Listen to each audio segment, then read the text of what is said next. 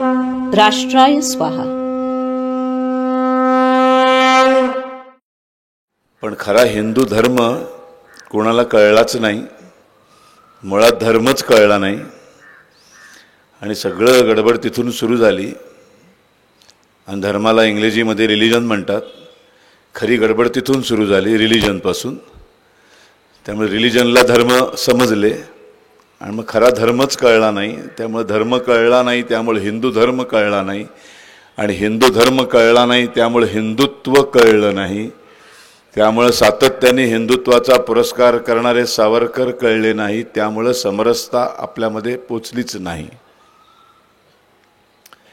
मी हिंदू आहे म्हणजेच मी सेक्युलर आहे. आमच्या DNA मध्येच वसुधैव कुटुंबकमची भावना आहे.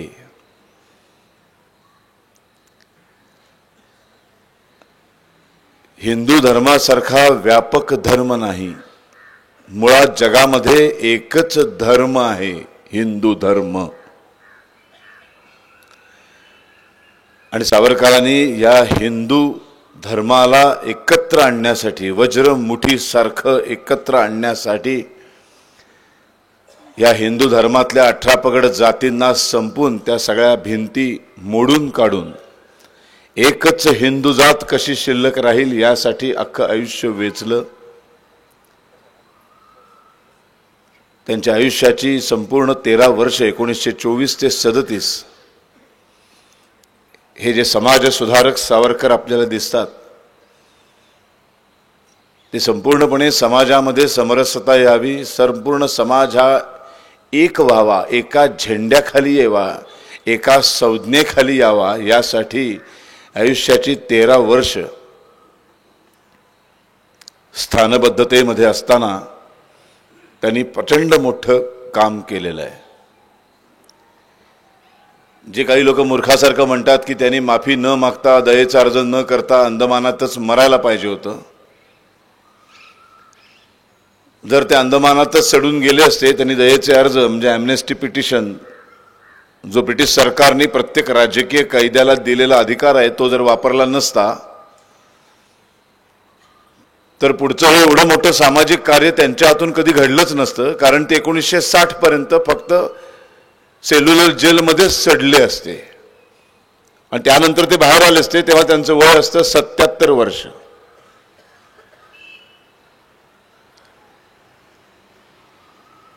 हे जे बाहेर आले, एक तर त्यांनी माफीनामा लिहिलेला नाही, चुकूनही माफी मागितलेली नाही. माफी आणि दया ह्याच्यामध्ये खूप फरक आहे. दयेचा अर्ज कशाला म्हणतात आणि माफीनामा कशाला म्हणतात, आजचा विषय नाही आहे तो, पण तो सांगणं फार गरजेचं आहे. कारण त्या दयेच्या अर्जामुळं समाजसुधारक सावरकर हिंदुस्थानला बघायला मिळालेत. आणि सातत्याने हा गैरसमज पसरवला जातो. बऱ्याच लोकांना, इथे उपस्थित असलेल्या कित्येकांना हे माहितीच नसेल मुळात की नेमकं माफीनामा काय होता आणि दयेचा अर्ज काय होता आणि तो कशासाठी हे सगळं भानगड त्यांनी केली. छत्रपती शिवाजी महाराजांना, गुरु गोविंद सिंहांना आणि लोकमान्य टिळकांना ज्यांनी आपल्या आयुष्यामध्ये आदर्श मानलं, इटलीचा मॅझिनी हा त्यांचा आदर्श होता. अशा ज्या लोकांना, ज्या महापुरुषांना त्यांनी आदर्श मानलं, त्यांच्याकडनं सावरकर हेच शिकले की येनकेन प्रकारानं शत्रूच्या तावडीतून आपण सुटलं पाहिजे. शत्रूस ठगवून, शत्रूस फसवून, शत्रूचा विश्वासघात करून कुठल्याही परिस्थितीमध्ये शत्रूच्या तावडीतून, शत्रूच्या तुरुंगातून बाहेर पडणं, ह्याला म्हणतात मुत्सद्देगिरी, याला म्हणतात राष्ट्रधर्म. कारण आपण जर शत्रूच्या तावडीत अडकून पडलो तर आपण शून्य काम करू शकतो समाजासाठी.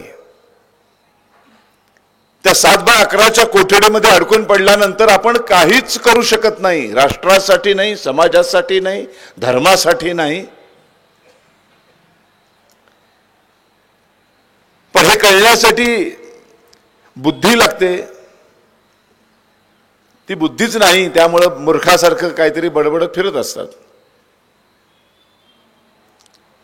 पण ते मूर्खासारखं बडबडतात, पण ते खरंच मूर्खासारखं आहे का शाण्यासारखं आहे हे समजून घेण्याची तरी आपल्यापैकी किती लोकांना इच्छा असते. किती लोक खरंच जाऊन बघायला जातात की खरंच काय लिहिलं होतं रे त्यांनी नेमकं. इंग्रजीमध्ये त्याला ॲम्नेस्टी पिटिशन म्हणतात, त्याचा मराठीत एक्झॅक्ट अर्थ नाही आहे, पण जवळचा जाणारा अर्थ म्हणजे दयेचे अर्ज. एक समाज सुधारक सावरकर बघण्यासाठी ची सुरुवात आहे ती दयेच्या अर्जापासून, म्हणून तिथून सुरुवात केली मी. आता नुसतं ईडीची चौकशी लागणार असं कळल्यावरच भूमिगत होतात आणि लाखो रुपये वकिलाला देऊन अटकपूर्व जामीन मिळवण्याचा प्रयत्न करतात. हा जो जामीन मिळवण्याचा जो अधिकार आहे ना घटनेने दिलेला, हाच अधिकार आहे. हा दयेचा अर्ज दुसरं काही नाही, हाच अधिकार आहे.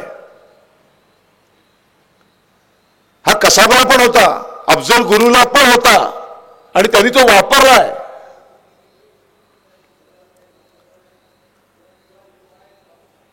आम्हाला दया दाखवा. आणि ब्रिटिश सरकार सातत्याने म्हणायचं की आम्ही दयाळू सरकार आहे आमचं. राजकीय कैदी होते, स्पेशल प्रिझनर, हे काही खून, दरोडेखोर, बलात्कार करून आलेले कैदी नव्हते. हे गुन्हेगार नव्हते, हे क्रिमिनल्स नव्हते. हे देशाच्या स्वातंत्र्यासाठी लढताना अटक झालेली आहे या लोकांना. आणि इथून कुठल्याही परिस्थितीत सुटलं पाहिजे. त्या सेल्युलर जेलमध्ये अख्खं आयुष्य काढणं हा गाढवपणा आहे, मूर्खपणा आहे. एन केन प्रकाराने, कशाही प्रकाराने, काय म्हणतात ते, कुठल्या कुठल्या अटींवर करतो ना सही, काय फरक पडतो. शिवाजी महाराजांनी दुसरं काय केलं? आवराहून कसे सुटले? का सन्मानाने सोडलं का शिवाजी महाराजांना?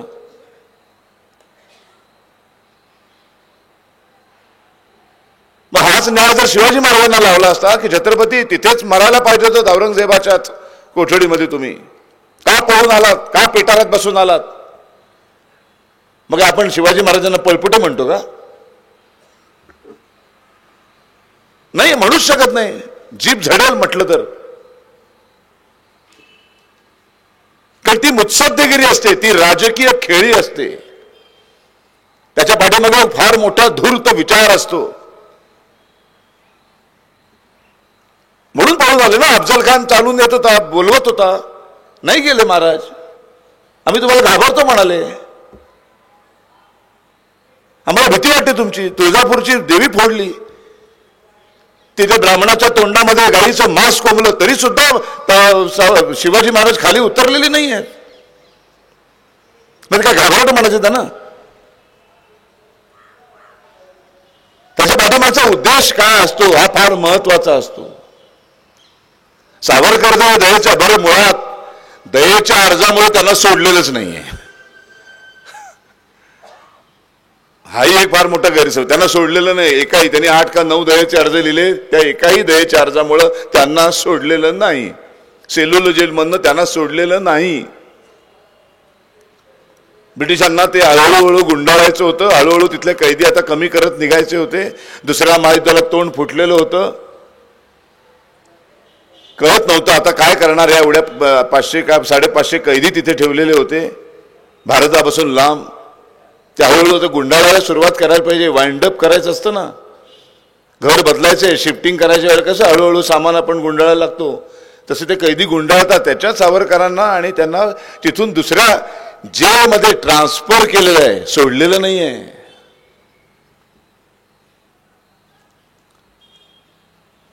आणि मग त्याच्यामुळे ते पुढे तिकडनं कलकत्त्याला आले, अलीपूरला, तिथून मुंबईत डोंगरीला आले, तिथून रत्नागिरीच्या काळा कोठडीत, आणि मग तिथून त्यांना घरामध्ये स्थानबद्धतेत ठेवलं. त्या अटी घातल्या आहेत सगळ्या. ब्रिटिश शासनाच्या विरोधात लढणार नाही, ब्रिटिशांच्या विरोधात वर्तमानपत्रामध्ये काही लिहिणार नाही, राजकारणात भाग घेणार नाही.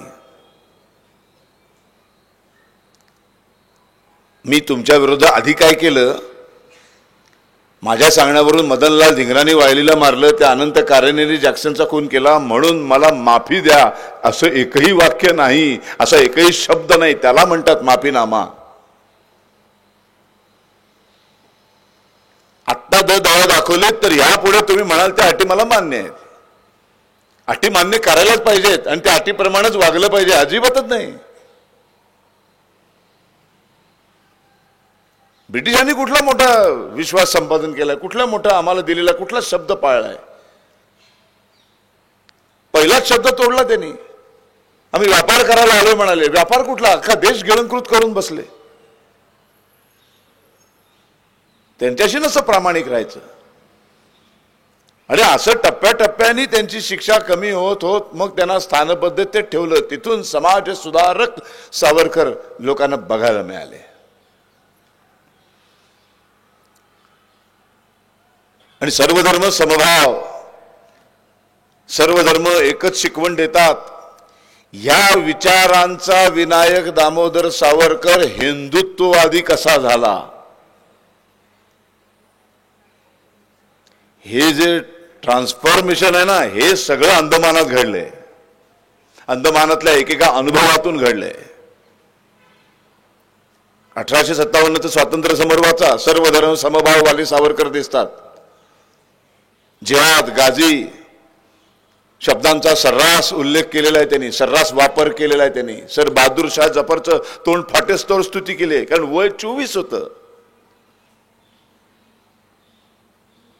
मग अंदमानची शिक्षा भोगता भोगता लक्षात आलं त्यांच्या की नेमका फरक काय आहे हिंदू धर्मात आणि इस्लाम मध्ये. नेमका फरक काय हिंदू धर्मात आणि ख्रिस्ती धर्मामध्ये, नेमका फरक काय. आणि त्या फरकाचा अभ्यास करायला सुरुवात केली. धर्मग्रंथ चाळायला सुरुवात केली. कुराण मागून घेतलं, बायबल मागून घेतलं, आणि त्याच बरोबरीने गीताही वाचायला सुरुवात केली पुन्हा एकदा.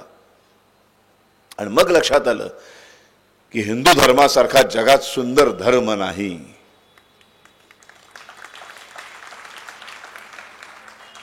आणि मग हिंदू धर्मातली समरसता, हे पुढचं आहे ना. आधी हिंदू धर्म तर कळला पाहिजे. काय हिंदू धर्म कुणाला म्हणतात, हिंदू मुळात धर्म कुणाला म्हणतात, हे सगळं थोडं थोडं समजून घेण्याची गरज आहे. मग त्या धर्मातली समरसता येते. मग त्या संपूर्ण तो धर्म जो आहे तो असा विभागलेला का आहे, हा कसा विभागला गेला, ह्या का भिंती पडल्या माणसा माणसामध्ये, आणि मग त्या मोडल्या पाहिजेत, आणि मग त्या सगळ्यांना एक आलं पाहिजे. अशी एक वज्रमूठ तयार झाली पाहिजे, आणि एकच जात शिल्लक राहायला पाहिजे. त्या जातीचं नाव आहे हिंदू जात. पण त्यासाठी आधी धर्म का, इथून सुरू होतं. आपण सगळे इंग्रज आलेले आहोत, आपण रिलिजन म्हणतो. रिलिजन शब्दामध्ये ती व्यापकताच नाही जी धर्म शब्दामध्ये आहे. मला कुठल्याही भाषेचा अपमान करायचा नाही, पण मराठी भाषा आणि देवनागरी लिपी हे जगातली सर्वश्रेष्ठ आहे असं माझं वैयक्तिक मत आहे. इंग्रजी ही लंगडी आहे. म्हणून इंग्रजीमध्ये तसे परफेक्ट शब्द नाही आहेत. सावरकरच म्हणतात, ज्या भाषेमध्ये, ज्या संस्कृतीमध्ये ज्या भावनाच उपलब्ध नसतात, त्या भावना व्यक्त करायला त्या भाषेमध्ये शब्द पण नसतात. असे कितीतरी शब्द आहेत आपल्याकडे, जसे बारीक बारीक फरकाने त्याचा अर्थ बदलतो. म्हणजे एक स्त्री आणि पुरुष आहे, दोघं एकमेकाला मिठी मारतात, तर मिठी म्हटलं की त्या स्त्री पुरुषाचं नातं, म्हणजे आपण लांबून दुरून माहित नाही आपल्याला ती स्त्री कोण आहे, तो पुरुष कोण आहे, आपल्याला माहित नाही आहे, पण दोघं जण एक कृती करताना दिसतात. ती कृती आहे म्हणजे मिठी मारण्याची. तर तिथे मिठी हे मारली असं म्हटलं की आपल्या नजरेसमोर त्या दोघांमध्ये वेगळं रिलेशन दिसतं. आपण कल्पना करतो. आपण म्हटलं की तो तिच्या कुशीत शिरलाय, तर लगेच आपलं रिलेशन चेंज होतं. आपल्याला सांगितलं दोघं बघ कसे छान आलिंगन देत आहेत, की लगेच बघा कृती एकच आहे, कृती एकच आहे, पण आलिंगन म्हटलं की रिलेशन चेंज होतं, मिठी म्हटलं की रिलेशन चेंज होतं, कुशीत शिरलाय म्हटलं की रिलेशन चेंज होतं. का तितक्या भावना आहेत आपल्याकडं. इंग्रजीमध्ये सगळं हाकतो आपण. I want to hug you, आईला पण तेच म्हणतात आणि प्रेयसीला पण I want to hug you म्हणतात. फरक नाही. इतक्या अशा पुसट रेषांवरती भावना बदलत जातात. म्हणून तेवढे शब्द आहेत आपल्याकडं. म्हणून जी धर्म शब्दामध्ये जी गंमत आहे, धर्म शब्दामध्ये जी व्याप्ती आहे, ती रिलिजन मध्ये नाही. मग रिलिजन म्हटलं की हिंदू, मुसलमान, शीख वगैरे सगळे येतात, पण धर्म म्हटलं की एकच, हिंदू. कारण धर्म म्हणजे गुणधर्म. त्याचा खरा अर्थ धर्म म्हणजे गुणधर्म. मग पृथ्वीवरती जे काही निर्माण झालेलं आहे त्या प्रत्येक वस्तूला, त्या प्रत्येक गोष्टीला एक धर्म आहे. म्हणजेच काय आहे, निसर्गाने जन्मजात त्याला दिलेला गुणधर्म आहे. दगडाला धर्म आहे म्हणजेच गुणधर्म आहे असं नाही म्हणत. हा दगड हिंदू, हा मुस्लिम, हा ख्रिश्चन, नाही. दगड दगड असतो. का? कारण सगळ्या दगडांचा धर्म एकच असतो. काय असतो धर्म? दगड निधर्मी असतो का? त्यामुळे निधर्म हा पुन्हा एक फालतू शब्द आहे. असं काही अस्तित्वातच नाही, हे लोकांनी निर्माण केलं. निधर्मी जगात काहीच नाही. दगडाला पण धर्म आहे. काय दगडाला धर्म आहे? दगड स्वतःहून कधी हलत नाही, हा त्याला दिलेला निसर्गाने धर्म आहे. कोणीतरी त्याला हलवावं लागतं, माणसाने हलवावं लागतं, उचलून मारावं लागतं, फेकावं लागतं. पाणी येतं, पाण्याने तो ढकलला जातो, वनस्पती ढकलतात, प्राणी पक्षी ढकलतात. बरं त्याचा धर्म काय? जेवढं ढकलू तेवढं, एकदा ढकललं की आपोआप पुढचं स्वतः जात नाही तो. जेवढे ढकलू तेवढाच जाऊन परत थांबतो तो. लाखो वर्ष कोणी हलवलं नाही, हलत नाही, हा त्याचा धर्म आहे. पण तो निधर्मी नाही आहे, तो धर्म आहे. त्याला तो निसर्गाने दिलेला धर्म आहे. नदीचा धर्म काय? उगम पावल्यानंतर वाटेल ते करा, किती अडथळे निर्माण करा, ती शेवटी सागराला जाऊन मिळणारच. कुठल्याही परिस्थितीत मिळणार. असं बघितलंय, नदी मध्येच थांबली आणि ती वाहत असताना उगमापासून ते सागराच्या मिलनापर्यंत जो प्रवास आहे, त्या प्रवासामध्ये पाणी म्हणजे जीवन. प्रत्येक सजीव प्राण्याला, पक्षाला, वनस्पतीला ती जीवन देण्याचं काम करते. हा तिला निसर्गाने दिलेला धर्म आहे. असं म्हणत नाही आपण ही नदी हिंदू आहे, ती मुसलमान आहे, नाही. म्हणून धर्म समजून घ्यायला पाहिजे, तर मग धर्मातले विभागणी लक्षात येते आणि मग त्यांच्यात समरसता आणायची असते. सगळ्या प्रोसेस आहेत. वकिलाचा धर्म काय? आलेल्या आशिलाला न्याय मिळवून देणं. डॉक्टरचा धर्म काय? आलेल्या पेशंटला त्याला तपासायचं आणि औषध द्यायचं आणि बरं करायचं. अग्नीचा धर्म काय?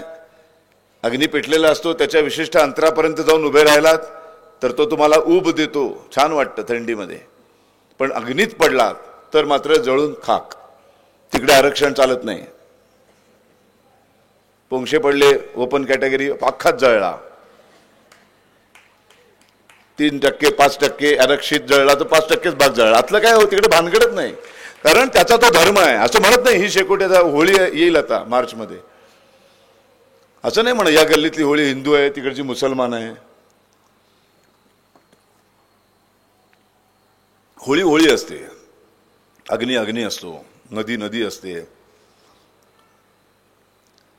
तसं माणसाचा पण धर्म आहे. परमेश्वराने या निसर्गाने मनुष्य प्राणी निर्माण केला. आपण प्राणी म्हणतो आपल्याला, गाय बैल तसंच एक प्राणी आहे, मनुष्य प्राणी. फक्त बुद्धी आहे म्हणून आपल्यात फरक आहे त्यांच्यात आणि आपल्यात. तसं मनुष्याला पण निसर्गाने जन्मजात एक गुणधर्म दिला आहे. तो गुणधर्म आहे दुसऱ्या माणसाशी माणुसकीनं आणि प्रेमानं वागणं. हा त्याचा गुणधर्म म्हणजेच त्या मनुष्य प्राण्याचा धर्म आहे. आणि मनुष्य प्राणी म्हणतो तेव्हा त्याच्यात हिंदू मुस्लिम सगळेच येतात. या भूतलावरचा प्रत्येक मनुष्य प्राणी येतो. अमेरिकेतलाही येतो, अफगाणिस्तानमधलाही येतो, दुबईतलाही येतो, टोपी घातलेला येतो, लेंगा लांडवालाही येतो, गंध लावलेलाही येतो, चर्चमध्ये जाणारही येतो. ह्या प्रत्येकाला निसर्गाने जन्माला घातलं एक मनुष्य म्हणून. आणि मनुष्य म्हणून जेव्हा जन्माला घातले तेव्हा त्याच्याबरोबर त्याला एक धर्म दिला आहे, एक गुणधर्म दिला आहे. दुसऱ्या माणसाशी माणुसकीनं आणि प्रेमानं वागण्याचा धर्म. आणि तो जेव्हा तसं वागत नाही तेव्हा आपण म्हणतो हा अधर्माने वागतो. आणि मग लढाया होतात, त्या धर्म आणि अधर्माच्या लढाया होतात. आणि जे प्रेमाने आणि माणुसकीनं वागणारे आहेत त्याचं दुसरं नाव हिंदू धर्म आहे. म्हणून ते गर्व से कहो हिंदू आहे. मग आपल्याला गर्व वाटतो की नाही?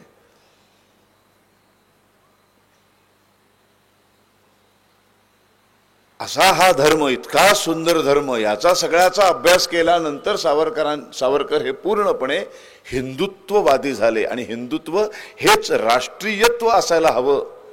आणि हे जर राष्ट्रीयत्व झालं तरच हा देश मोठा होईल, तरच हा देश विश्वगुरु होईल. विश्वगुरु आणि महासत्ता याच्यात फार फरक आहे.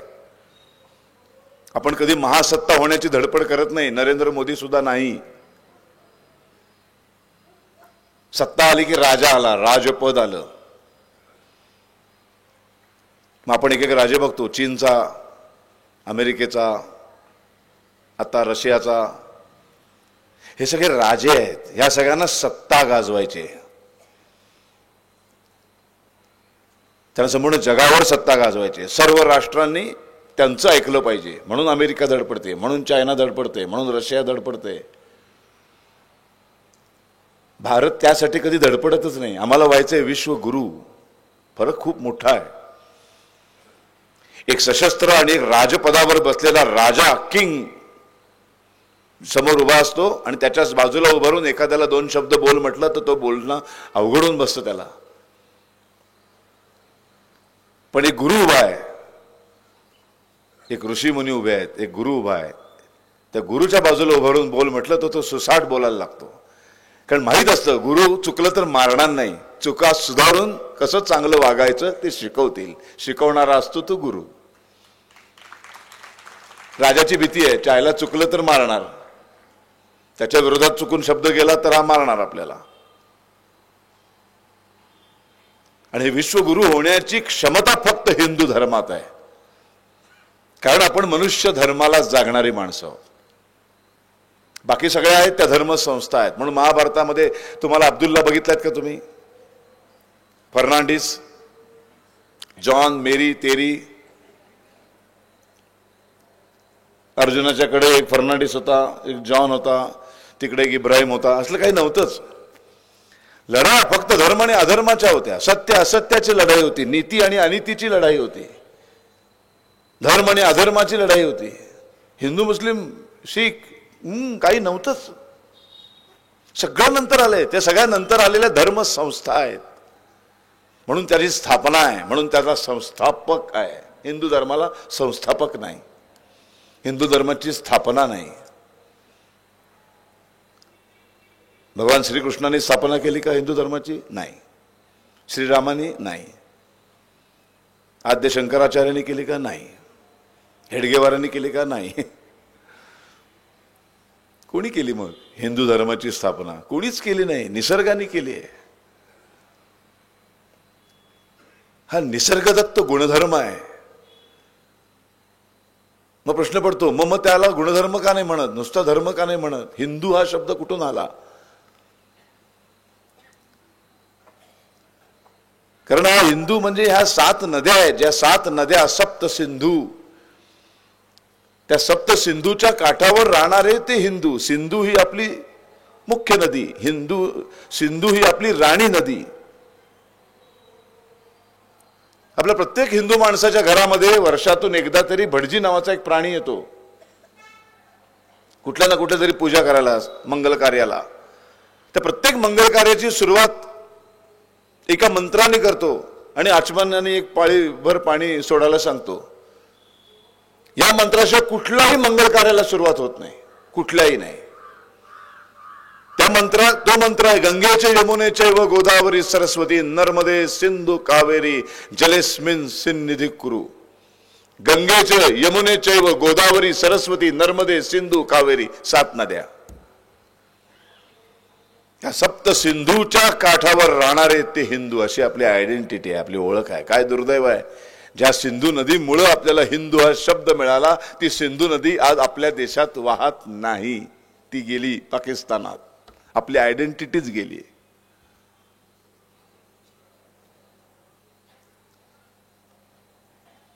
इतकं अनन्य साधारण महत्व आहे या 7 नद्यांना. त्यांच्यामुळे आपली ओळख आहे हिंदू. सचा अपभ्रंश होतो, सरस्वतीचं हर हवती होतो, सप्ताचं हप्ता होतं, अनेक शब्द मिळतात. तसं सप्त सिंधूचं हप्त हिंदू झालं. असं आपलं अपभ्रंशित होत हिंदू हा शब्दाची उत्पत्ती झाली. मग हा जर मनुष्य धर्म आहे, हा जर मानवतेचा गुणधर्म आहे, तर मग सगळे एकत्र असायला पाहिजे. मग हा का विभागला गेलेला आहे? मग एक महार आहे, एक मांग आहे, एक चांभार आहे, कुंभार आहे, एक लोहार आहे, एक सोनार आहे, एक ब्राह्मण आहे, एक क्षत्रिय, हे कुठून आलं? आणि मग या सगळ्या विचारांनी मनुष्य अस्वस्थ झाला. आधी शिक्षणाचा काळ, फर्ग्युसन कॉलेजचे शिक्षण झालं, मग तिथून बॅरिस्टर होण्यासाठी म्हणून इंग्लंडला रवाना झाले आणि तिथंच अटक झाली आणि तिथून पुढे संपूर्ण जेलचा प्रवास सुरू झाला. 1-2 नाही, 27 वर्ष, 1910 ते 1937 एवढा काळ माणूस या 36 कोटी, तेव्हाचे 36 कोटी हिंदुस्थानी लोकांपासून दूर गेला. ह्याच्या एवढं आपलं म्हणजे काय दुर्भाग्य नसेल दुसरं. बरोबर 27 वर्षाचे होते, काळ्या पाण्याची शिक्षा झाली तेव्हा, आणि 27 वर्षानंतर बाहेर आले 54 वर्षाचे. बघा, कुठलाही नेता जो उभरून वर येतो ना, कुठलाही नेता जो वर येतो त्याचं कार्यक्षेत्र बरोबर 27, 25, 26, 27 ते 55, 60 हा कालखंड असतो एखादा नेता मोठा होण्याचं. एखादा नेता जनसामान्यांपर्यंत, तळागाळापर्यंत जाऊन पोहोचण्याचं हे एक्झॅक्ट वय आहे. ते सगळं वय सावरकर समस्त हिंदू धर्मियांपासून, हिंदुस्थानापासून दूर तिकडे एका कोठडीत सडत राहिले.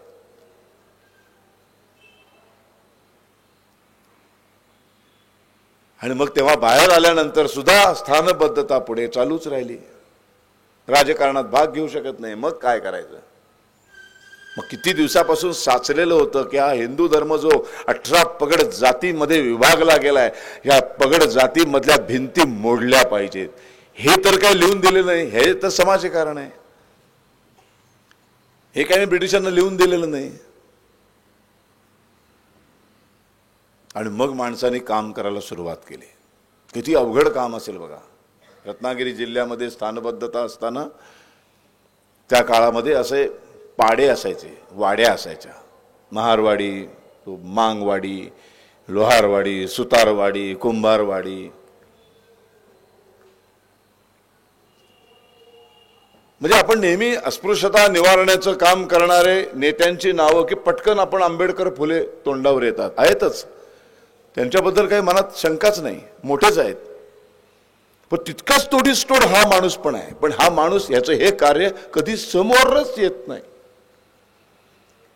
ज्यांनी सगळ्यात एक ब्राह्मण, कोकणस्थ ब्राह्मण असून सगळ्या जाती संपवायला निघालेल्या माणसाला आत्ताच्या राजकारण्यांनी बरोबर कोकणस्थ ब्राह्मण या चौकटीत अडकवून टाकला.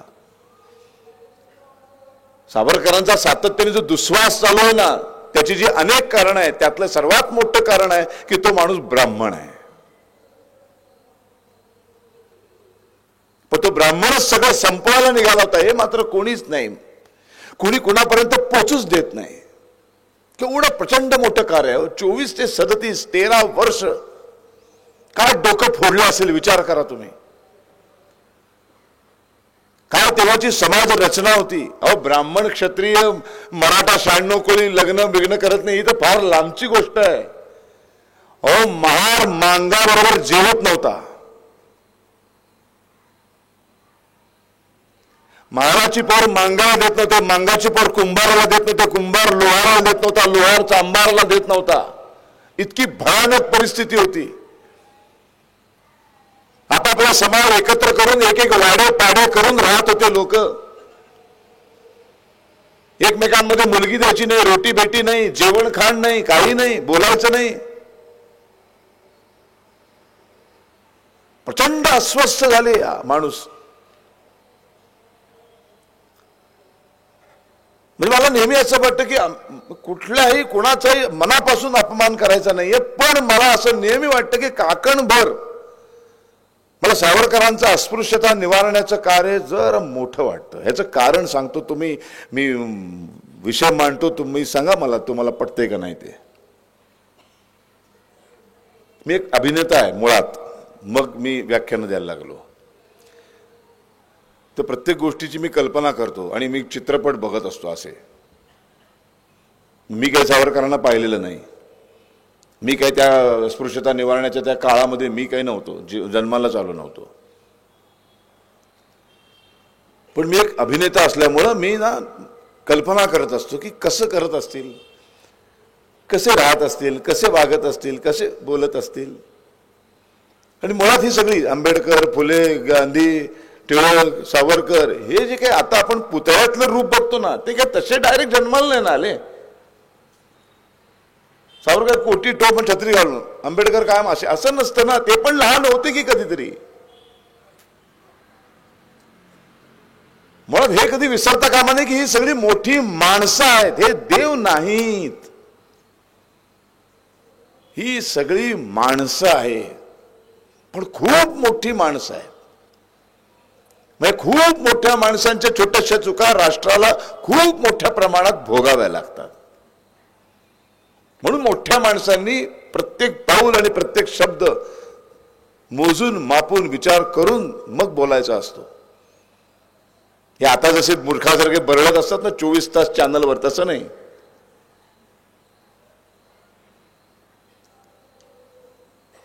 मी विचार करतो की लहानपणी आंबेडकर छोटेसे असतील, त्यांचे काय काका मामा कोणाचे तरी हात घेऊन, हात दादाला हात धरून बाजारात वगैरे गेले असतील, फुले गेले असतील.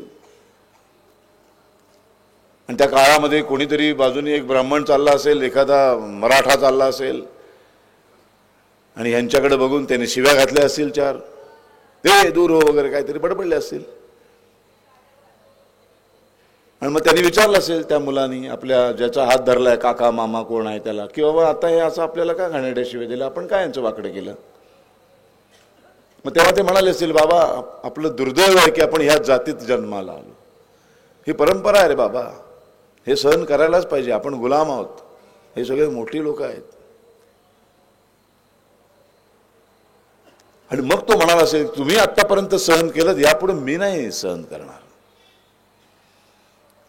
तुम्ही माजोबांनी, खापर पणजोबांनी, ज्यांनी सगळ्या पिढ्या हे जे काही सहन केलं ना तुम्ही, ह्यापुढे मी हे सहन करणार नाही. या संपूर्ण व्यवस्थेच्या विरोधात मी उभा राहीन.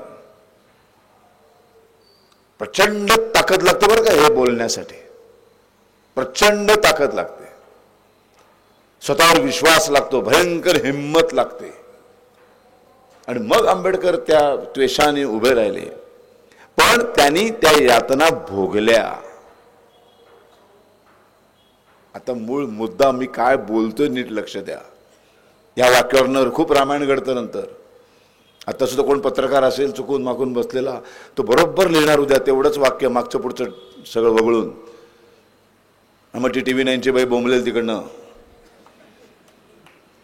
आणि शरद पवारांचं एक वादग्रस्त विधान झालं, 2 दिवस चालू. मग त्याच्या आधी काय बोललाय त्यांनी, विषयाची मांडणी काय कशाची काय घेणं देणं नसते.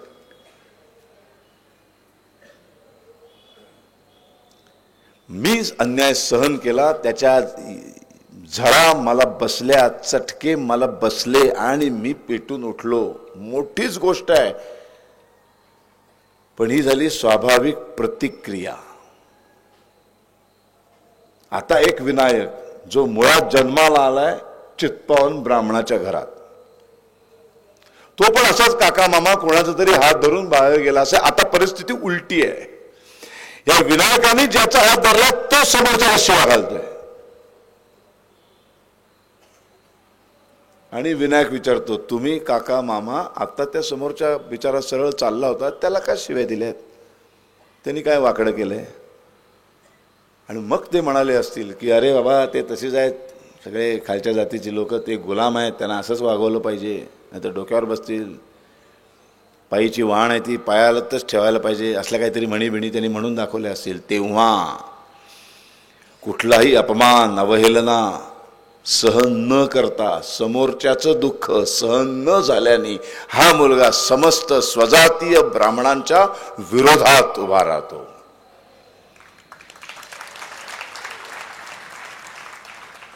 हे तर आणखीनच अवघड आहे. आणि मग ठरवतो तो की नाही, ही मनुष्य जातीची लढाई आहे. सावरकरांचा स्वातंत्र्याचा लढा हा एका सीमारेषा असलेल्या देशाच्या स्वातंत्र्याचा लढाच नव्हता बरं का. हा लढा आहे संपूर्ण जगातल्या मनुष्य जातीच्या स्वातंत्र्याचा लढा. आणि त्या मनुष्य जातीच्या स्वातंत्र्यामध्ये जसं देश स्वतंत्र करणं येतं तसंच आपल्या आजूबाजूचा प्रत्येक माणूस स्वतंत्र करणं येतं. आणि मग सावरकरांनी जी संधी मिळाली स्थान पद्धतीत त्याचं सोनं केलं माणसाने. त्याच काळामध्ये एक कुटुंब बारामतीहून रत्नागिरीमध्ये ट्रान्सफर होऊन गेलं होतं. बऱ्याच लोकांना माहीत नसतं सावरकरांनी स्थानबद्धतेत असताना, कारण ते कुठल्याही गोष्टीचं नेतृत्व करू शकत नव्हते, तशी त्यांच्यावर बंधनं होती. नेतृत्व केलं तर सहभोजनाचे कार्यक्रम केले, त्याचं नेतृत्व केलं तर उद्या बातमी येणार पेपरमध्ये. ते कुठंतरी काहीतरी उगाचच त्या ज्या काही स्थानबद्धतेचे नियम आणि अटींवर सही केलेली आहे त्याच्यात कुठंतरी खोळ्यासारखं अडकून बसू नये म्हणून ते कधीही स्वतः पिक्चरमध्ये येत नव्हते, मागं राहायचे आणि नेतृत्व म्हणून समोर एकाला उभा करायचे की ह्या आंदोलनाचा ह्या मोर्चाचा हा लीडर आहे, यांनी काढला हा मोर्चा, मी आपला आलोय त्याच्यात. कायद्याच्या चौकटीत राहून कशी आंदोलनं करायची आणि नेत्यांनी कधीही नेतृत्व करणाऱ्या माणसाने कधी मूर्खासारखं अडकून पडायचं नसतं. ही शिकवण लोकमान्य टिळकांकडनं घेतलेला हा माणूस आहे. आणि एक बारामतीवरनं एक कुटुंब ट्रान्सफर झालं. तो माणूस पोस्ट मास्टर होता आणि तो पोस्ट मास्टर इथे शिफ्ट झाला रत्नागिरी जिल्ह्यामध्ये. आणि त्याला एक मुलगा होता, त्याला आनंद झाला की मी अशा गावात चाललोय जिथे सावरकर राहतात. आणि मग तो सावरकरांच्या संपर्कात आला आणि पुढचं सगळं मॅट्रिक नंतरचं शिक्षण सोडून देऊन सावरकरांबरोबर सामाजिक कार्यामध्ये स्वतःला जुंपून घेतलं. त्यामुळे सावरकरांनी 24 ते 37 जेवढी आंदोलनं केलेत त्यातल्या कित्येक आंदोलनांचं नेतृत्व त्या पोरांनी केलं. त्याचं नाव नथुराम गोडसे आहे. माहितीच नाही आहे, फक्त गोळी घातली एवढंच माहिती आहे.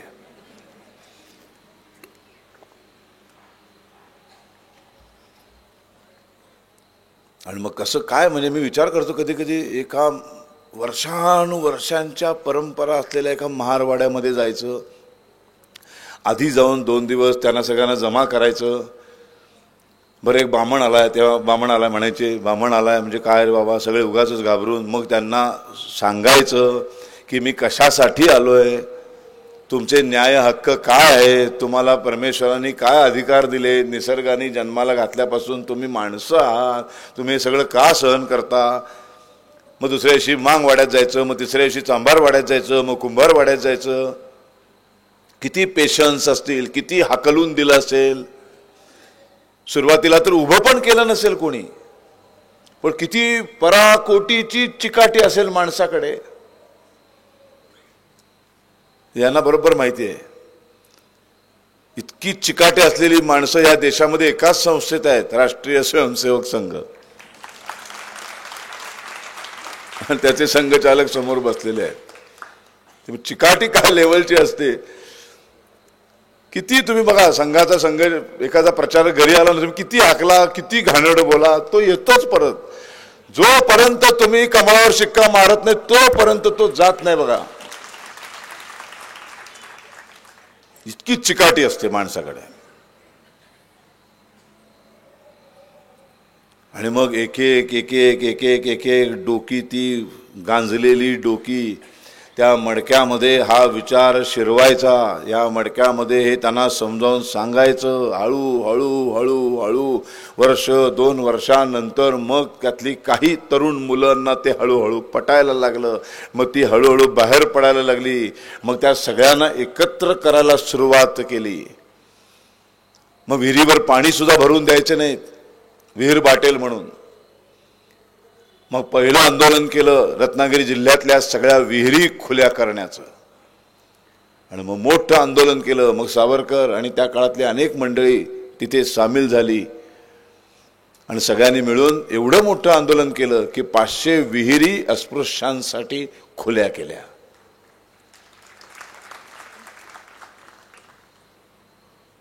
मग रोटी बेटीचे व्यवहार होत नव्हते. एकमेकांबरोबर अन्न शिजवणं, एकमेकांबरोबर जेवायला बसणं हे म्हणजे पाप लागेल असं काहीतरी भयानक घाणेरड्या कल्पना आजही आहेत. त्या आजही खेड्यापाड्यामध्ये अजूनही खालच्या 2 जातीमध्ये लग्न बिग्न करायला कचरतात लोक. अजूनही परिस्थिती बदललेली नाही. हे मी सांगतोय, हे 24 ते 37च्या काळातलं सांगतोय. जवळजवळ 90 वर्ष होऊन गेली त्याला.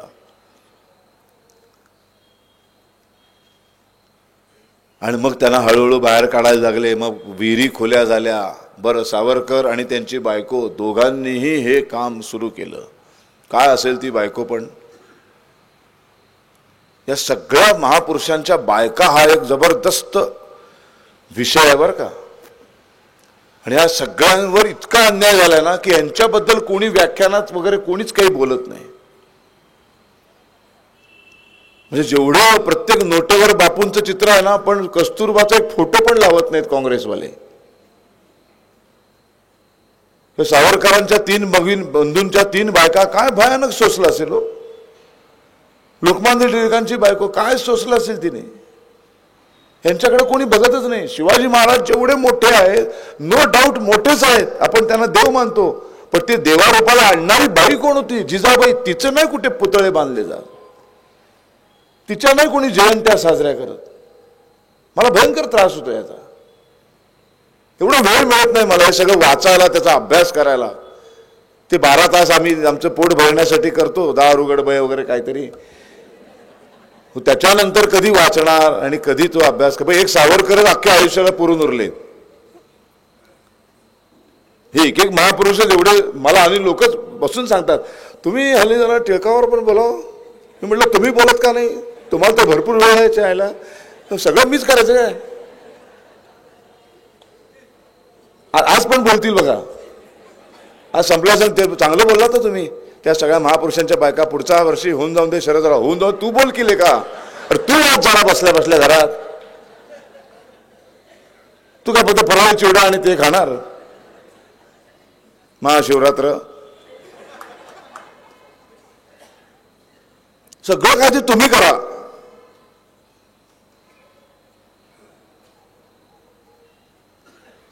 मग त्यांच्या डोक्यामध्ये मग मंदिरामध्ये प्रवेश द्यायचे नाहीत.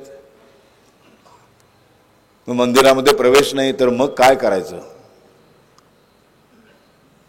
मग त्यांनी पैसे गोळा करायला सुरुवात केली. म्हणाले एक मंदिरच बांधू आपण. आणि एका मंदिराची स्थापना केली, पतित पावन मंदिर.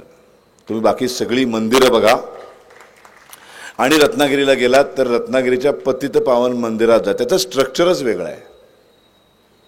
बाकी सगळ्या मंदिरांचे एक ढाचा ठरलेला आहे बघा. आपण मंदिराच्या आत जातो, घंटा वाजवतो, त्याच्यानंतर पुढे जातो, मग ते देवघर काय देवारा असतो, गाभारा. मुद्दाम चुकतो म्हणजे तुम्ही जागे आहात का पेंगतायत?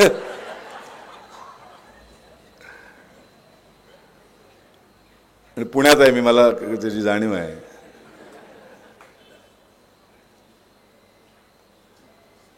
तर तो गाभारा असतो. गाभाऱ्या आत जाता येत नाही आपल्याला. सगळ्याची रचना अशी आहे की त्याच्या बाहेर एक असा लाकडी कठडा असतो आणि त्याला अशा पेट्या बिट्या लावलेल्या असतात देणगी बिणगी टाकायला. तिथे ताटं बिटं काय काय ठेवलेलं असतं. आणि आपण जे काय हारतोरे आणतो, काय साडी चोळी, ते सगळं तिथे ठेवायचं. मग तिथे एक माणूस नेमलेला असतो. मग तो किती घाणेरडा असला तरी चालेल, तो काय तंबाखू खात असला चालेल, पण तो आहे. त्याच्याकडे द्यायचं, मग तो त्याचं दाखवायला करतो आणि आणून देतो आपल्याला, आणि आपण ते घेऊन परत येतो. आता तुम्ही पतित पावन मंदिरामध्ये जा. सावरकरांनी जाणीवपूर्वक ह्या सगळ्या गोष्टी टाळल्या आहेत. लक्ष्मीनारायणाची मूर्ती आहे, प्राणप्रतिष्ठा, अतिशय सुंदर मूर्ती आहे. आणि एका भंगी माणसाच्या हातून त्याची प्राणप्रतिष्ठा केली. एक दलित माणूस प्राणप्रतिष्ठेला पूजेला बसणार म्हटल्यावर रत्नागिरीतला एकही भटजी मंत्र म्हणायला यायला तयार नाही. तेव्हा सावरकर म्हणाले, चला मी जन्मजात ब्राह्मण असल्याचा आज तरी मला फायदा करून घेऊ दे. आणि मग ते स्वतः म्हणाले सगळे मंत्र उच्चार. आणि मग त्यांनी त्या दलिताच्या हातून लक्ष्मीनारायणाच्या मूर्तीची प्राणप्रतिष्ठा केली. त्याच्या पुढं कुठलाही कठडा नाही, तिथं कोणी माणूस उभा राहत नाही, काहीही नाही. घंटा वाजवली, डायरेक्ट तुम्ही लक्ष्मीनारायणाच्या मूर्तीला स्पर्श करू शकता, डायरेक्ट मिठी मारू शकता, पाया पडू शकता. कसली मधली भानगडच सगळी काढून टाकली. संध्याकाळचे हॉटेलमध्ये जाऊन मुद्दामून तात्याराव बसायचे आणि मग येणाऱ्या जाणाऱ्या सगळ्या अस्पृश्य लोकांना बोलवायचे. आणि ते घाबरत घाबरत तात्या बोलवत आहेत म्हटलं, ते सावरकरांचं नाव, कारण अंदमानची शिक्षा भोगून आलेला माणूस असल्यामुळं खूप लोकप्रिय होते. तर तात्या बोलत आहेत म्हटल्यानंतर लोक जाऊन बसायची आणि मुद्दामून एका महाराला मांगाला असं बसवून ठेवायचे. ते बस म्हणे, थांब झाला. आणि मग एखादा गोखले पोंक्षे देशपांडे जायला लागला की ओ देशपांडे या या या, ते आतमध्ये आल्यावर त्यांना दिसं, अरे देवा हे समोर हे बसलेत. आता तात्यानं नाहीतरी कसं म्हणायचं. आणि मग नाईलाजानी त्यांना जबरदस्तीने बसवून एकमेकांबरोबर चहा प्यायला लावायचे, काहीतरी नाश्ता करायला लावायचे. आणि मग उठून जाताना विचारायचे, बाटला नाहीत ना. असं करत करत नाना तरा करत करत करत करत करत ती सगळी वर्षानुवर्षांची मानसिकता पूर्णपणे बदलायला सुरुवात केली. आणि ती पुढे आणखीन बदलत जायला हवी होती, पण ती बदलत न जाता आता तर इतकं परत भयानक झालं की आपण पुन्हा 1880-90 मध्ये गेल्यासारखं आता मला महाराष्ट्रात वाटायला लागले आले. असं नव्हतं, असं चित्र नव्हतं महाराष्ट्रात. माझ्या नाटक आणि मालिकांमध्ये आम्ही सर्रास अशी वाक्य म्हणायचो, चांभार चौकशा कशाला करतोयस, हे वाक्य आम्ही असं सर्रास म्हणायचो. आत्ता मध्यंतरी ते दुसरं अग्निहोत्र आलं ना, अग्निहोत्र 2, ते पटकन बंद झालं. त्याच्यात तर माझ्या भावाला मी त्या सीनमध्ये शिव्या दिल्या 2, अरे चांडाळा एवढा त्रास देतोस मला वगैरे. तो सीन शूट झाला, तो चॅनलमध्ये गेला, चॅनलमधनं तो रिशूटला आला. तर मी म्हटलं का आता ह्याच्यात चांगला झालाय सीन. नाही नाही नाही, तुम्ही त्याला चांडाळा म्हणालात ना. मग म्हटलं मग आणि काय बोलणार त्याला. अहो नाही पोंक्षे, चांडाळा ही जात आहे म्हणे. हे मला माहितीच नव्हतं आत्ता वर्षभरापूर्वीपर्यंत. अरे चांडाळ ही शिवी द्यायची नाही, चांडाळ जमातीचा म्हणे स्टार प्रवाहावर मोर्चा येईल. पण 20-25 वर्षापूर्वी खरंच अशी परिस्थिती नव्हती. हा सगळा समाज आमच्या नाटकाला येऊन बसत होता आणि चांडाळा बिणा आम्ही म्हणायचो, चांभार चौकशा कशाला करतोयस. असं सगळ्या जातीवाचक ज्या काही म्हणी आहेत त्या सगळ्या म्हटल्या जात होत्या, काही प्रॉब्लेम नव्हता कुणाला. ढोर मेहनत कशाला करतोयस हे पण वाक्य बोलायचं नाही. हे पण आम्हाला कधी कळलं जेव्हा सुशीलकुमार शिंदे तिकडे केंद्रात मंत्री झाले तेव्हा. ही जमात मला खरंच माहित नव्हतं. हे सगळे व्यवसाय आहेत. आणि मग त्या मंदिरामध्ये सावरकर सगळ्या बायकांना एकत्र करायला त्याने सुरुवात केली. महाराची बायको, कोकणस्थाची बायको, देशस्थाची बायको, कुंभाराची बायको, सोनाराची बायको. आणि मग त्यांना सांगायचे डाळ आणि तांदूळ येताना सोबत घेऊन या. आणि मग त्या मंदिरामध्ये सगळ्यांचं डाळ तांदूळ एकत्र करून ते शिजवलं जायचं आणि मग स्वतः तात्याराव वाढायचे सगळ्यांना. आणि मग रत्नागिरीमधलं इतकं वातावरण असं बदलत बदलत बदलत बदलत नेलं होतं त्याने. काय माणसाची म्हणजे बुद्धिमत्ता, स्वतःवर विश्वास, स्वतःच्या विचारांवर विश्वास. आणि मॅझिनी हा आदर्श आहे हो त्यांचा. त्यामुळे त्यांनी लहानपणी एका भाषणामध्ये ते असं म्हणाले, त्याच्यावर राणीचा वाढदिवस संपूर्ण देशभर साजरा केला जात होता आणि संपूर्ण हिंदुस्थानामध्ये सगळ्या सामाजिक राजकीय जेवढ्या काही संस्था होत्या त्या सगळ्या अशा प्रॉपर स्टेजवरती त्या इंग्लंडच्या राणीचा फोटो लावून वाढदिवस साजरा करत होते. तर ह्या पोराने त्यावेळेला भाषण केलं, 15-16 वय असेल विनायकाचं. त्या भाषणात म्हणाला की कशासाठी वाढदिवस साजरा करायचा, आम्हाला माणूस म्हणून जो निसर्गाने अधिकार दिलाय तो गोऱ्या माणसाला पण तोच अधिकार दिलाय, तर त्याला माझा हा निसर्गदत्त अधिकार काढून घेण्याचा अधिकार कोणी दिला, आणि त्या माणसांच्या राणीचा वाढदिवस आम्ही कशाला साजरा करायचा. एवढं बोलून हा थांबला नाही. याच्यानंतरचं जे वाक्य आहे ना ते त्या वयाला शोभतच नाही, पण तो कसं काय बोलला ते वाचल्यावर अचंबित व्हायला होतं. तुम्हाला ब्रिटिश हे केवळ ब्रिटिश आहेत म्हणून आमचे वैरी नाहीत, आमचं शत्रुत्व नाही. आमचा जन्मजात अधिकार हक्क त्यांनी हिरावून घेतलेत आणि आम्हाला गुलाम बनवले म्हणून केवळ ते आमचे शत्रू आहेत. आमचं शत्रुत्व ह्या कारणासाठी आहे. हे कारण ज्या दिवशी नष्ट होईल आणि आम्ही पुन्हा स्वतंत्र होऊ त्या दिवशी त्यांच्यातलं आणि आमच्यातलं वैर संपेल. एवढं म्हणून हा माणूस थांबला नाही. याच्या पुढचं वाक्य फार महत्वाचं आहे. उद्या ब्रिटिशांना जर दुसऱ्या कुठल्या तरी देशाने गुलामीत टाकलं आणि त्यांचं स्वातंत्र्य हिरावून घेतलं तर हा विनायक दामोदर ब्रिटिशांच्या स्वातंत्र्यासाठी सुद्धा असाच लढेल. कारण ही लढाई मनुष्य जातीच्या स्वातंत्र्याची लढाई आहे. ही एका विशिष्ट सीमा असलेल्या देशाच्या स्वातंत्र्याची लढाई नाही.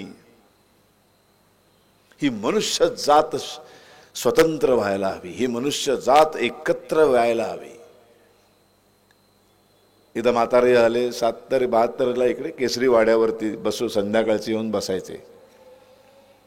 बरीच माणसं तात्यावर बसतात संध्याकाळी म्हटल्यावर गप्पा मारायला यायची. तर काही लिब्रांडो असायचे, काही डावे असायचे, काही समाजवादी असायचे, मुद्दाम चिमकुटे काढायला म्हणून येऊन बसायचे. तेव्हा ते सगळे आले आणि एकदा त्यांनी विचारलं, तुम्ही सतत हे हिंदू हिंदू हिंदू करता, हिंदुत्व हेच राष्ट्रीयत्व, हिंदू राष्ट्र व्हायला पाहिजे वगैरे, तर नेमकं तुमचं अंतिम ध्येय म्हणजे काय आहे तरी काय. तर तात्या हसले आणि म्हणाले, मी तुम्हाला माझं अंतिम ध्येय सांगू का. मला जर कोणी उद्या विचारलं की तुझी जात कुठली तर मला मनुष्य जात हे उत्तर द्यायला आवडेल. मला जर कोणी विचारलं तुझा धर्म कुठला तर माणूस की हा माझा धर्म आहे हे उत्तर द्यायला मला आवडेल. आणि मला जर उद्या विचारलं तुझं राष्ट्र कुठलं तर पृथ्वी हे माझं राष्ट्र आहे हे उत्तर द्यायला मला आवडेल. पण हे माझं अंतिम ध्येय जर मला साध्य करायचं असेल तर मला आधी पहिल्यांदा माझ्या घरातल्या लोकांना एकत्र करण्याची गरज आहे. आणि सावरकरांचं चुकलं कुठे माहितीये, त्यांनी ही सगळ्या भानगडी समाज सुधारणा ही फक्त हिंदू लोकांना सांगत बसले नाही, ते मुसलमानांनाही सांगायला गेले, ते ख्रिश्चनांनाही सांगायला गेले. जे बापूंना कळलं ते सावरकरांना कळलं नाही. बापू बघा सगळं काही ते तत्वज्ञान फक्त हिंदूंना सांगत राहिले. सावरकर मात्र सगळ्यांना सांगत राहिले. म्हणून दलित म्हणू नका पण हिंदू म्हणा नाही. बापूंनी काय केलं, त्याला एक छान शब्द काढला, हरिजन. पुन्हा वेगळंच ठेवलं, त्यांना सामावून नाही घेतलं.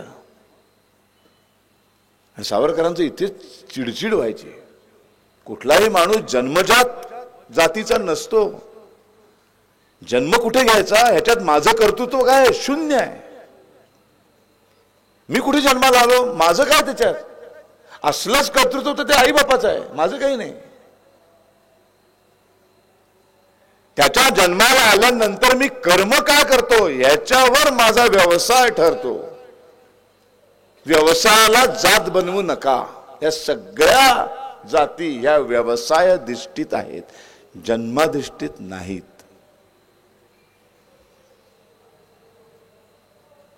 म्हणून जन्मजात जात सावरकरांना कधीच मान्य नव्हती. आणि म्हणूनच ते म्हणायचे की हा सनातन हिंदू धर्म जो आहे ना हा जाती जातींमध्ये जोपर्यंत विखुरलेला आहे तोपर्यंत ही वज्रमुठ कधीच होऊ शकत नाही. आणि होत नाही तोपर्यंत परकीय आक्रमण सातत्याने होत राहणार. आणि मग त्यांनी हिंदुत्वाची फार अप्रतिम व्याख्या केली, ज्या सर्वांना सामावून घेतलं त्यांनी. बुद्धांना, जैनांना, हरिजनांना, शिखांना, सगळ्यांना सामावणारी एक अप्रतिम व्याख्या केली त्यांनी. आसिता सिंधू पर्यंता यस्य भारत भूमिका पितृभू पुण्यभूश्चैव हिंदुरुती स्मृता. आसिता सिंधू पर्यंता, हिमालयापासून सिंधू नदी खाली सागरापर्यंत हा संपूर्ण प्रदेश ज्याला ज्याला आपली पितृभूमी वाटते आणि ज्याची ज्याची पितृभूमी असते तो तो हिंदू. मातृभूमी शब्द नाही वापरलाय. मातृभूमी मान्यावर असते, पितृभूमी असावी लागते. कळला नाही फरक? 1920 साली एक इंग्लंडचा माणूस ब्रिटिश भारतात येऊन राहिला. आज 2022 पर्यंत तो इथेच राहिला. पुढच्या सगळ्या पिढ्या तो म्हणू शकतो की ही माझी मातृभूमी आहे, कारण 200 वर्ष राहिला तो इथे, त्याच्या सगळ्या पिढ्या इथे राहिल्या. पण त्याला जर विचारलं तुमची पित्र कुठली, तर 1922च्या आधी त्याची पित्र आहेत ना का 1922ला त्याचं खानदान नाही सुरू झालं. 1922च्या आधीपर्यंत जो राहणार, तो मागं जाणार पित्रांचं, तेव्हा त्याला कळणार की नाही आमचे मूळ पूर्वज इंग्लंड मधले होते. पितृभूमी नाही, मातृभूमी. आपलं उलट झालं, मातृभूमी नाही पितृभूमी. म्हणून आसिता सिंधू पर्यंत यस्य भारत भूमिका पितृभू. मातृभू शब्द नाही वापर. दुसरा शब्द आहे पुण्यभूश्चैव. बघा ना किती बुद्धिमत्ता काय असेल बघा, की बरोबर काही लोकांना वगळलं बघा त्या व्याख्येतनं. पितृभू म्हटलं आपला सगळा आपले सगळ्यांचे पितृभू इथलीच आहे. आपली पित्र कुठली नाही दुसरीकडनं आलेली. 100 वर्ष आमचे कितीतरी मराठी बांधव आज तिकडे जाऊन राहतात, हिंदुस्थानातले हिंदू परदेशामध्ये. ते पित्र इथलीच आहेत, रत्नागिरी, जळगाव. आज तो इंग्लंडचा पंतप्रधान झाला, आपण त्याला काय म्हणतो, मूळ भारतीय निवासी आहे. म्हणजे काय, पितृभू इथली आहे, त्याची पित्र इथली आहेत. भले इंग्लंड त्याची मातृभूमी असेल आता, पण पितृभूमी आहे का, नाही. 12व्या शतकात मुसलमानांनी इथे आक्रमण केली, 12व्या शतकापासून ते इथे राहत आहेत, पण पितृभूमी आहे का ही, नाही.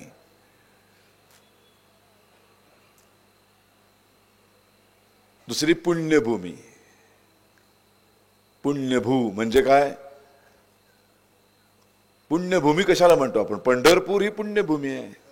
आळंदी, देहू म्हणजे काय, आपल्या सगळी तीर्थक्षेत्र कुठे आहेत. आपण जात नाही इंग्लंडला, आपण नाही जात मक्के मदिनेला. आपली सगळ्यांची तीर्थक्षेत्र या हिंदुस्थानात आहेत, हिमालयापासून खालच्या सागरापर्यंत. ह्या जो प्रदेश पसरलेला आहे हिंदुस्थान, सप्त सिंधूचा हा प्रदेश, ह्याच्याच कुठे ना कुठेतरी आपली सगळ्यांची तीर्थक्षेत्र आहेत. ज्यांची तीर्थक्षेत्र इथली आहेत तो तो हिंदू. पितृभू पुण्यभूश्चैव. ज्यांचे पुण्यात्मे इथलेच आहेत, संत महात्मे पण आपले इथलेच आहेत, आपले नाही आहेत. पोप तिकडनं नाही आहेत. आपला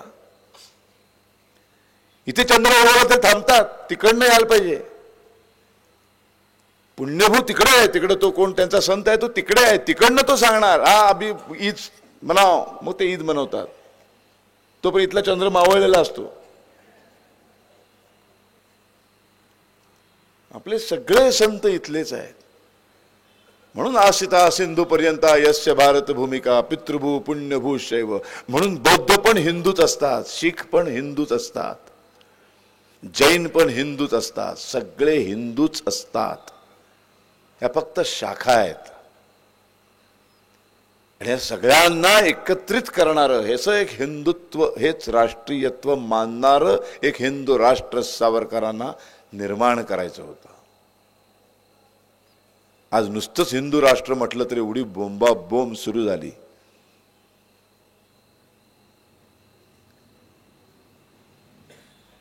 कारण काय माहितीये का, वसुधैव कुटुंबकमची भावना आमच्या DNA मध्ये आहे. कारण आम्ही मनुष्य जातीचे असल्यामुळं आम्ही प्रत्येक अमेरिकेतल्या माणसाला पण जोडतो. मनुष्य जातीच्या नात्याने तेही आमचे बांधव होतात. अफगाणिस्तानामधला पण बांधव होतो आणि इंग्लंडमधला पण बांधव होतो. बंकिमचंद्रांनी सुद्धा वंदे भारतम नाही लिहिलं, वंदे मातरम लिहिलं. पृथ्वीला वंदन करणारं गीत लिहिलं. एक सीमा असलेल्या भारताला वंदन करणारं गीत नाही लिहिलं. पृथ्वी आप तेज वायू जल हे पंचमहाभूत आहे. ती पंचमहाभूत काय फक्त आपली आहेत का? नाही, प्रत्येक मनुष्य जातीची आहेत. पृथ्वीवर जन्माला आलेल्या प्रत्येक माणसाची आहेत. म्हणून सावरकर म्हणतात की जगात जन्माला आलेलं प्रत्येक मूल हे जन्माला येतं तेव्हा हिंदू असतं. मग त्याचे आई वडील त्या धर्मसंस्थांचे संस्कार करून त्याला त्याचं सभासदत्व बहाल करतात. मग तो मुसलमान होतो, मग तो ख्रिश्चन होतो. हिंदू धर्म श्रेष्ठ का आणि एकटा हिंदू धर्मच या विश्वाला का वाचवू शकतो? कारण आमच्या DNA मध्ये आम्ही मारणं येतच नाही, सामावून घेणं येतं.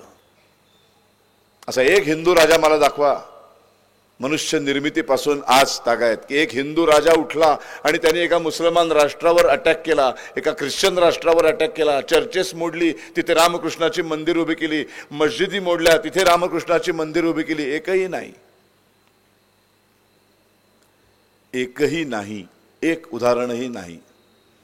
आम्ही तेव्हाच तलवारी हातात घेतल्या फक्त आक्रमणाला प्रतिवार करण्यासाठी, आक्रमणाला थोपवण्यासाठी. म्हणून हे हिंदू राष्ट्र असणं आणि हे कायमच हिंदू बहुसंख्य राष्ट्र असणं हे काळाची गरज आहे. ज्या क्षणी हे वाक्य नीट लक्षात ठेवा, जेव्हा जेव्हा त्यांचा आकडेवारी 35% वर जाते तेव्हा तेव्हा ते एक राष्ट्र मागतात. 47ला 35% गेल्यावर एक राष्ट्र मागितलं, एक धर्माच्या आधारावर एक पाकिस्तानची निर्मिती झाली. आणि आमच्या बापूंच्यामुळं, त्यांच्या कृपेमुळं ज्यांना जायची इच्छा नाही त्यांनी जाऊ नका म्हटल्यावर ते 8% राहिले. त्या 8%चे आज 22% झाले. 75 वर्ष झाली. आणि पाकिस्तानात जे 15% राहिले ते 0.5% आले. शांतताप्रिय धर्म आहे असे सेक्युलर लोक आम्हाला सांगतात. मुस्लिम धर्म हा काका बरोबर ना, शांतताप्रिय आहे. 56 काहीतरी राष्ट्र आहेत इस्लामिक, एकही देश शांतताप्रिय नाही, शांतता नांदत नाही, एकाही राष्ट्रात नाही. का नाही नांदत? कारण मुळात त्या सगळ्या धर्मसंस्था आहेत आणि त्या सगळ्या धर्मसंस्था असल्यामुळे त्याला एक संस्थापक आहे. त्या धर्माची स्थापना आहे, अमुक एका तिथीला अमुक अमुक धर्मसंस्थेची स्थापना झाली. मग जेव्हा संस्था येतात तेव्हा नीती नियम येतात, घटना येते. मग त्या संस्थेचं सभासदत्व कुणाला करून घ्यायचं त्याची काही क्रायटेरिया असतात. तसं आता हा योगी अरविंद सांस्कृतिक मंच ही एक संस्था आहे. एखाद्या प्रेषिताला, एखाद्या संताला सामाजिक भौगोलिक परिस्थितीच्या गरजेतून एखाद्या संघटनेची, संस्थेची स्थापना करण्याची गरज निर्माण होते तेव्हा अशा संघटना, संस्था निर्माण होतात. आता हा जमलेला जो समाज आहे, हा सगळा इथे बसलेला, यांना असंच एकत्र बांधून जर ठेवायचं असेल तर यांचं एकत्रीकरण करून एक काहीतरी संस्था उभी केली पाहिजे. जशी राष्ट्रीय स्वयंसेवक संघाची गरज 1925ला डॉक्टर हेडगेवारांना गरज निर्माण झाली. 1885ला ब्रिटिश अधिकाऱ्यांना एक राष्ट्रीय काँग्रेसची स्थापना करावी जेणेकरून कुठेतरी हे जे थोडं थोडं आवाज सुरू झालाय हा जरा शांत होईल म्हणून. भारतीयांनी नाही केले. आज काय मूर्खासारखं आम्हाला गंडवतात ना की एवढा जुना पक्ष आहे वगैरे. सॉरी बरं का, एवढा जुना पक्षभिक्ष काही नाही. हा अनेक त्याचे तुकडे पडत नंतर नंतर बदलत. आता तो आहे काँग्रेस, तो आता आया. आणि ती मुळात एक ह्यांनी भारतीय, एकाही भारतीय माणसांनी त्या राष्ट्रीय काँग्रेसची स्थापना केलेली नाही. ती ब्रिटिश अधिकाऱ्यांनी केलेली स्थापना आहे. पहिली 2 का 3 वर्ष सलग त्याचा अध्यक्ष सुद्धा ब्रिटिश होता. नंतर मग दादाभाई नौरोजी पहिले अध्यक्ष झाले. सांगायचा मुद्दा की त्या वेळेला कुठल्या तरी निर्माण झालेल्या परिस्थितीतून संस्थेची निर्मिती होते. मग त्याचं सभासदत्व कोणाकोणाला द्यायचं त्याचे काही क्रायटेरिया असतात. कोणालाही नाही देऊ शकत, कारण आमच्या संस्थेची अशी तत्व आहेत, त्या तत्वांवर ती उभी राहिलेली आहे. मग ते त्या धर्मसंस्थांचे नियम आले. इतक्या वेळा नमाज पडल्यावर, इतक्या वेळा केल्यावर. असलं हिंदू धर्मात भानगड नाही, कारण ही संस्था नाही, हा एकमेव धर्म आहे. आणि ह्याच्यासारखं सौंदर्य नाही हिंदू धर्मासारखं की 100% नास्तिक होण्याची परवानगी आहे. ह्याच्यासारखं तर सौंदर्यच नाही दुसरं कुठलं. देवाला शिव्या देतात, एकही फोटो नाही देवाचा, देवघर नाही, अशी कित्येक माणसं आहेत. पण त्या हिंदूच असतात. आमच्याकडे नियमावली नाही. मंदिरात गेल्यावर 3 घंटा टन टन टन हा बरोबर हिंदू आहे, चौथी वाजवली किंवा हळूच वाजवली तर नाही, असलं भानगडच नाही काही. किती वेळा वर करून नमस्कार केला नाही, त्याच्याशी काही देणं देणंच नाही. कुठलाही नियम नाही, कारण निसर्गाने निर्माण केलेला धर्म आहे. फक्त मनुष्याला दुसऱ्या माणसावर प्रेम करा बास, आणि माणुसकीनं वागा. आणि म्हणूनच जोपर्यंत आपले बहुसंख्य आहे तोपर्यंतच इथला निधर्मवाद टिकून आहे. आपण बहुसंख्य आहोत तोपर्यंतच इथला सेक्युलरिझम टिकून आहे. हे कधीच विसरू नका. ज्या दिवशी हिंदूंची संख्या या देशात 49% होईल आणि अहिंदू 51% होतील, त्या दिवशी निधर्म हा शब्द संपुष्टात आलेला असेल, सेक्युलरिझम हा शब्द संपुष्टात आलेला असेल. फार पद्धतशीरपणे अनेक गोष्टी चालू आहेत. आज केरळ आणि पश्चिम बंगाल जवळजवळ जाण्याच्या मार्गावर आहे. आता नवीन आलेली ती कसली जनगणना, रत्नागिरी जिल्हा आता हळूहळू जाण्याच्या मार्गावर आहे. आपण सगळे शांत आहोत. आपल्या घराला जोपर्यंत आग लागत नाही तोपर्यंत आपण हिंदू शांत. काय पडलेलं नाही आपल्याला. एकच गोष्ट लक्षात ठेवा, आता सातत्याने निवडणुका येणार आहेत 2 महिन्यानंतर. त्या प्रत्येक निवडणुकीमध्ये फक्त तुम्हाला एक प्रचंड मोठा अधिकार आणि राष्ट्रकार्य करायची संधी चालून येणार आहे. ती मत देत असताना, अमूल्य मत देत असताना एकच डोक्यामध्ये विचार ठेवा, जो हिंदू हित की बात करेगा वही देश पर राज करेगा. हे जर आपण केलं नाही तर फार अवघड आहे. मग तर भविष्यातला हिंदुस्थान फार अवघड होऊन बसेल. हे आपल्या हातात आहे. मी देशासाठी काय करेन, मी माझ्या राष्ट्रासाठी, मी माझ्या समाजासाठी काय करेन. एक छोटंसं उदाहरण देतो आणि मग विषय थांबवतो. कारण नेहमी व्याख्यानं होतात, आपण सगळ्या भूतकाळातल्या इतिहासातल्या गोष्टी ऐकतो.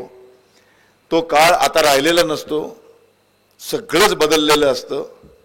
आता ब्रिटिश नसतात, आता असले पाडे नसतात, सगळंच बदललं, राहणीमान बदललं, पैसा भरपूर खेळायला लागला खिशात.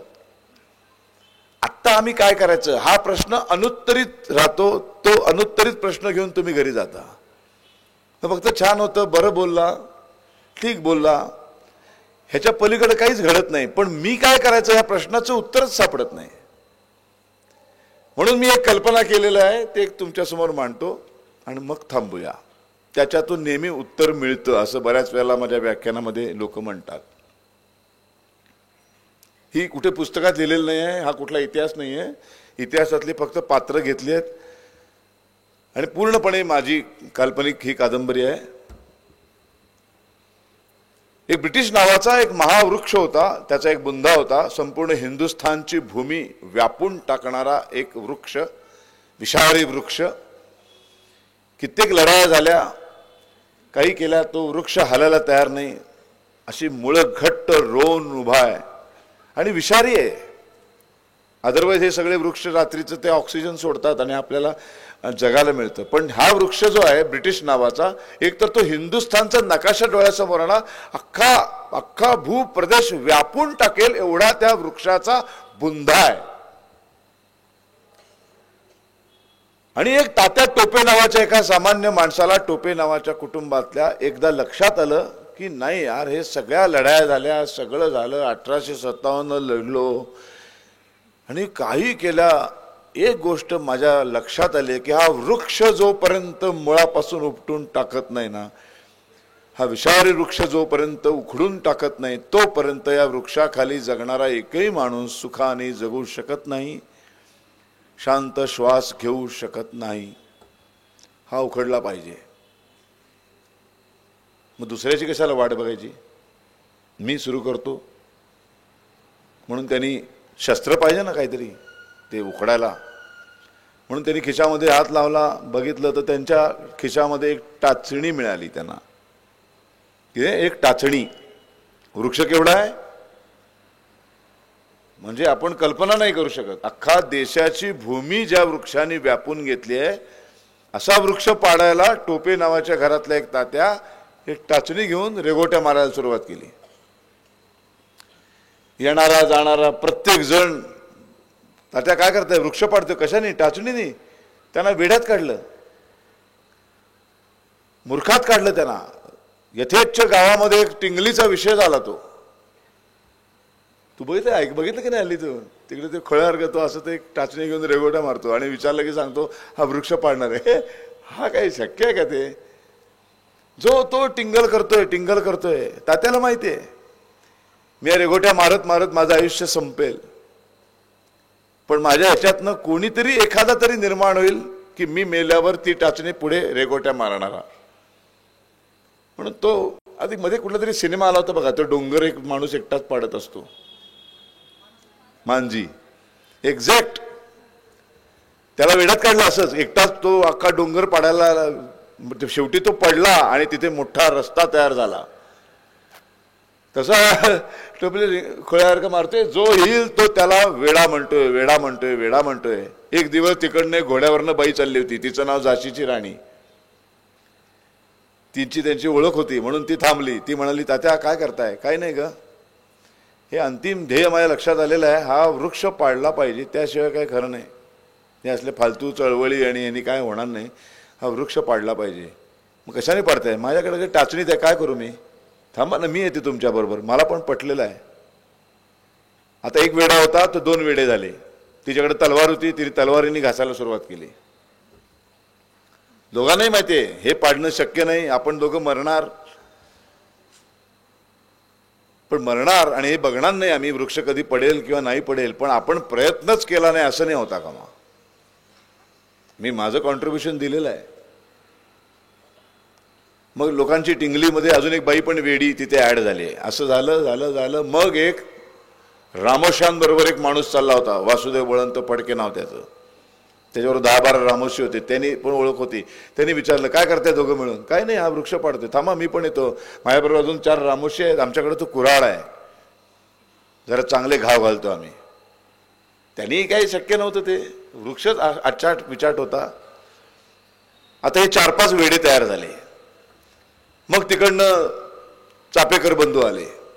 तेव्हा थांबा, आमच्याकडे बंदूक आहेत, एकदम गोळ्या मारतो, जरा मोठी भोकं पडतील. मग ते गोळा मारायला सुरुवात केली. असं हळूहळू करता ते वेडे म्हणता अनेक लोकांच्या लक्षात आलं की काहीतरी एवढे कसे वेडे एकत्र असू शकतात.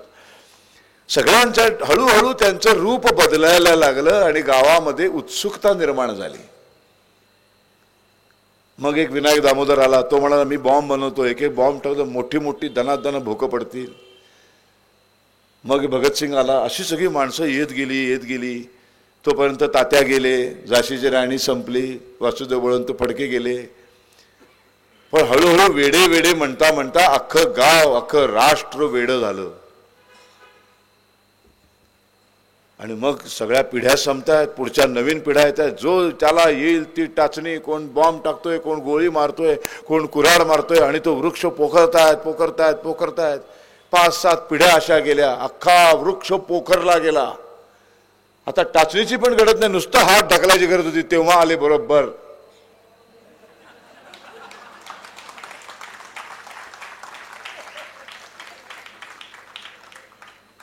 आणि बघा, रक्ताचा थेंब न सांडता बघा, पण तेही गरजेचं होतं. सगळं कापून झालं, ढकलायला कोणतरी पाहिजे ना.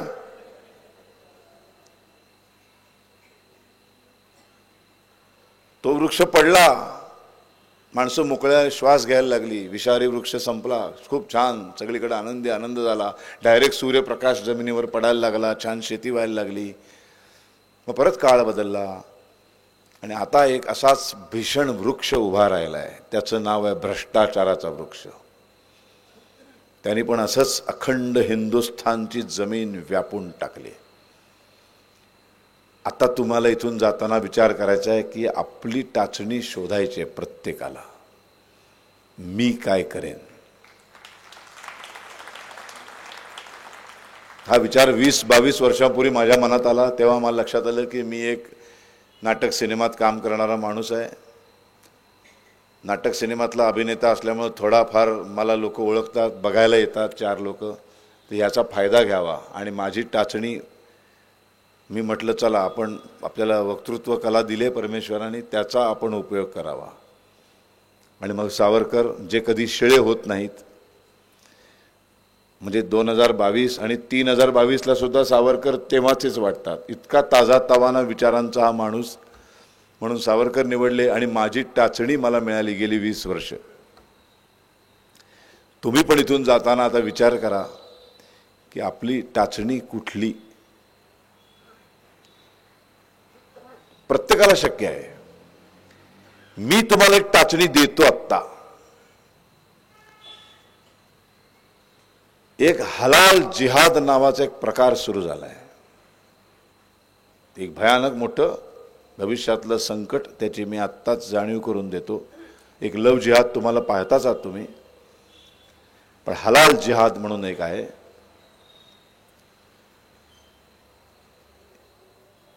हलाल सर्टिफाईड वस्तू केल्याशिवाय, म्हणजे उद्या माझी एक फॅक्टरी आहे आणि मी एक साबण बनवतोय, किंवा अशी एक पाण्याची बाटली मी बनवली, ही मला 55 इस्लामिक कंट्रीजमध्ये विकायची आहे. तर त्यांचा नियम आहे, त्याच्यावर हलालचा स्टॅम्प असावा लागतो. हलाल सर्टिफाईड केल्याशिवाय त्या देशामध्ये मी ही बाटली विकू शकत नाही. काही चुकीचं नाही, त्यांच्या देशात त्यांनी कसं काय विकायचं हा त्यांचा प्रश्न आहे. हिंदुस्थानमध्ये ISI मार्क असतो, तो आपला ऑथराइज मार्क आहे. त्याच्या बरोबरीने आता हिंदुस्थानामध्ये काही उद्योजक, इथले जे 8चे 22% झाले, ते आपला ग्राहक तुटेल म्हणून आता काही वस्तूंवरती हलाल सर्टिफिकेशन यायला सुरुवात झाली. हा जो 22% आहे ना, 8चा 22% फुगला आहे, हे 22% दुकानात जातात आणि कुठली वस्तू घेतात आणि पाठीमागं हलाल सर्टिफाईड आहे का हे बघतात. असेल तर विकत घेतात, नसेल तर ठेवतात. आणि 22%चा हा कस्टमर म्हणजे जवळजवळ कितीतरी $1 बिलियन पैसा आपल्या हातातून जाईल. म्हणून उद्योगपती आपला माल भारतात सुद्धा हलाल सर्टिफाईड करून घ्यायला लागले. त्याच्यात एक हिमालया कंपनीचं जेवढी प्रॉडक्ट्स आहेत ती सगळी हलाल सर्टिफाईड आहेत. मॅकडोनल्ड म्हणून जे हॉटेल्स आहेत, जिथे आपल्याला फार आपण भयंकर पुढारलेले आहोत असं वाटतं, विशेषतः तरुणाईला असं वाटतं की मॅकडोनल्डमध्ये बसायचं, तासनतास ते बर्गर आणि फ्रेंच फ्राईज खायच्या. आता हे अजूनही तुमच्या लक्षात आलं नसेल, नीट सांगतो, हे हलाल सर्टिफिकेशन कुणाकडनं मिळतं? त्याची काही विशिष्ट वेबसाईट्स आहेत, संकेतस्थळ आहेत. तिथं गेल्यानंतर हे हलाल सर्टिफाईड करून घेण्यासाठी काही फी भरायची असते, काही डिपॉझिट्स भरायचे असतात.